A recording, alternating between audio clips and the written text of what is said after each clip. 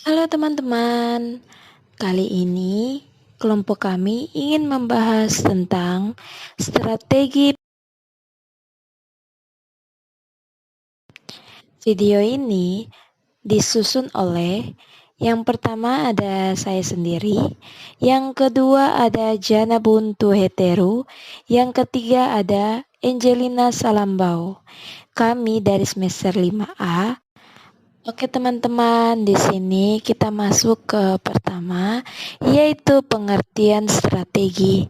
Strategi adalah pendekatan secara keseluruhan yang berkaitan dengan pelaksanaan gagasan, perencanaan, dan selanjutnya yaitu pengertian pembelajaran. Pembelajaran adalah proses, cara, perbuatan menjadikan orang atau makhluk hidup itu belajar. Definisi sebelumnya menyatakan bahwa seorang manusia dapat melihat dalam perubahan yang terjadi, tetapi tidak pembelajaran itu sendiri. Konsep tersebut selanjutnya ada strategi pembelajaran. Strategi pembelajaran adalah cara-cara yang akan dipilih dan digunakan oleh seorang pengajar untuk menyampaikan materi pembelajaran yang bertujuan untuk memudahkan peserta didik menerima dan memahami materi pembelajaran. Yang pengertian strategi inquirik yaitu strategi pembelajaran inquirik merupakan rangkaian kegiatan pembelajaran yang menekankan pada proses berpikir kritis dan analitis untuk mencari dan menemukan sendiri jawaban dari suatu masalah yang dipertanyakan. Proses berpikir itu sendiri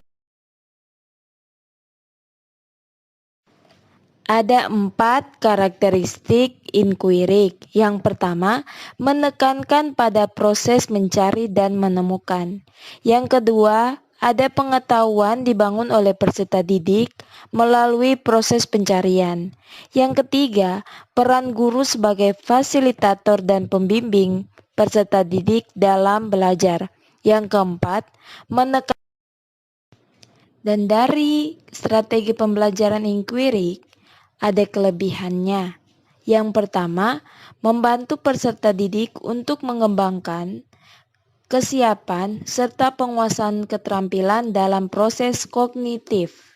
Yang kedua, ada peserta didik memperoleh pengetahuan secara individual sehingga dapat dimengerti dan mengendap dalam pikirannya.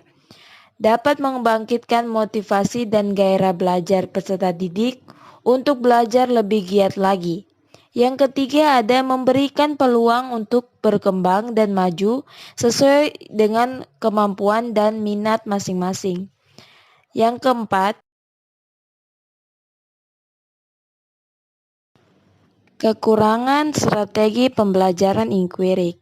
Yang pertama, siswa harus memiliki kesiapan dan kematangan mental. Siswa harus berani. Yang kedua, mengetahui keadaan sekitarnya dengan baik. Keadaan kelas nyatanya gemuk jumlah siswanya, maka metode ini tidak akan mencapai hasil yang memuaskan.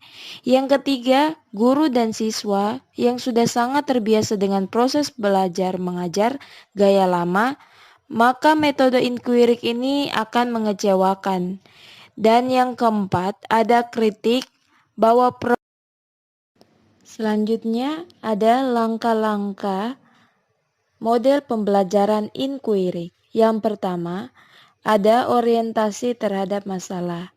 Yang kedua, merumuskan masalah. Yang ketiga, mengajukan hipotesis.